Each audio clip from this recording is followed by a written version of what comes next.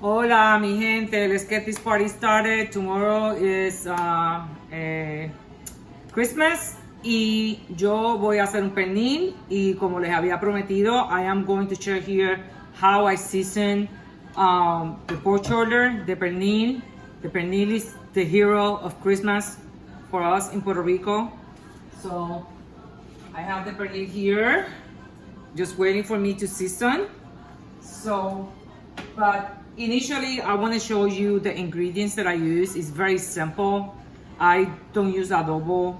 I use salt. You can use kosher salt or regular salt, doesn't matter.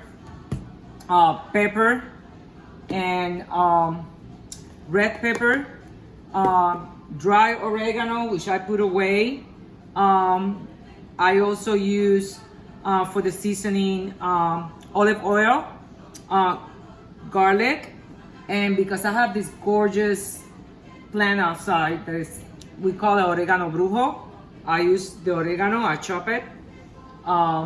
So these are the main ingredients. I already have here a little bit of white wine with olive oil and the garlic. I am using this thing because this seasoning, because I'm in love with this. It's called chuleria en pote, and I buy this at brands of Puerto Rico, and it's a mix of different spices. So I mix all the dry spices in one plate, as you can see here. And we're gonna come back soon, and then I'm gonna start seasoning all this after I put this in the food processor. This is where I make my milkshakes. I love this thing. I can make a lot of sauces and stuff with it. So I just got the garlic in there, a little bit of white wine, and olive oil. These are the things in this house that are indispensable: wine, garlic, and olive oil. And you know, we can live without other things, but not without those ingredients. So I'll be right back with the pernil, and then we're gonna start seasoning that. Bueno, aquí estamos. Here we are with the hero, the pork shoulder, pernil, however you want to call it. This one is about 9 pounds, I believe. Usually has, these big ones come with a bone, and I can see the bone here, and you know, and then you have the skin, el cuerito. That's how we call cuerito. So it's a big one. So first thing that I do is that I poke holes into the meat.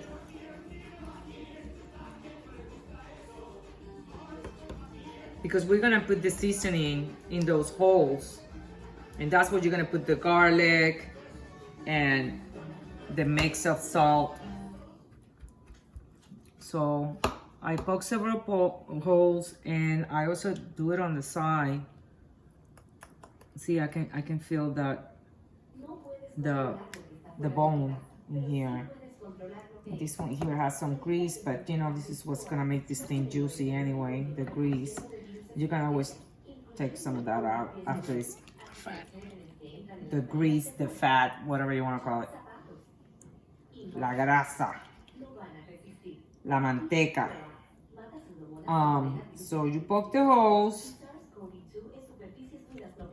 and here's the mix of the it looks kind of milky, of the olive oil, a little bit of white wine, and the garlic, and then I just chop the fresh oregano, and I just, you know, mix it there. So we got that, and now that's when the good stuff comes in. Okay, you're gonna spend your time giving this baby some therapy. Actually, you gotta poke some holes here too. Forgot about that. Very important. Gotta do this all over.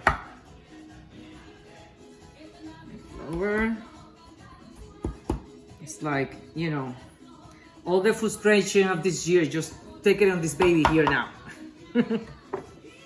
So, and since I have it, and then, you know, usually I just try to poke a hole where I can put my finger in it,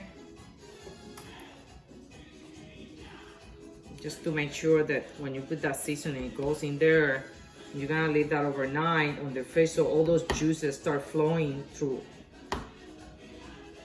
to the meat, because it's a big piece here. So there you go. So I really seriously consider the seasoning, meat, poultry, whatever you fish is an art. I mean, you really know, you know, and by trial and error, and I make my plenty of mistakes over the years. That's how I learned how to season meat. So you gotta give this baby some therapy. I mean, you really have to make sure all that seasoning goes in there. And just give him a really nice massage. So you have to make sure that you have plenty of, especially when you have a big chunk of pernil like this one that we have here. It's 9 pounds, a little over 9 pounds. We bought this on a sale one day at the supermarket. We got really lucky. We just saw it. Since we have a freezer outside, we say, you know, let's just buy it. And we did.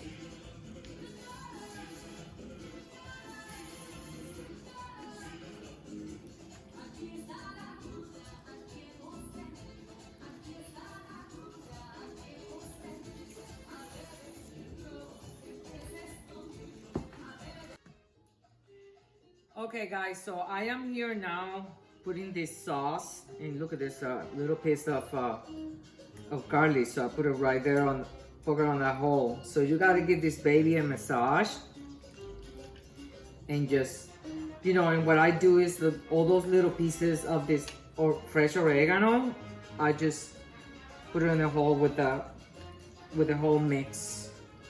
If you don't have fresh oregano, it's okay. Use dry oregano with the dry mix. Maybe you want to smash the garlic with the olive oil, and then just, you know, put it in the holes when you're seasoning. So all that give a really nice flavor to the meat, especially when you leave it overnight. So I always do this on Christmas Eve, and then tomorrow I'll be cooking all day. The other thing that I'm going to be making is bread pudding pretty soon.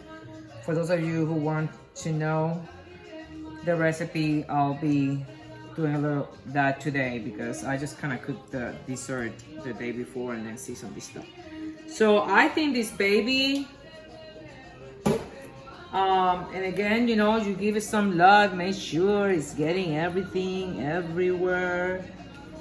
Just like I do my turkey, I give it a really nice massage, make sure everything is mixed. And so this is pretty much it. Not a big science. You know, if you don't have chuleria en pote, it's okay. You know, all you need is salt, pepper, dry oregano, and then, you know, red flake peppers if you want to, olive oil, and garlic.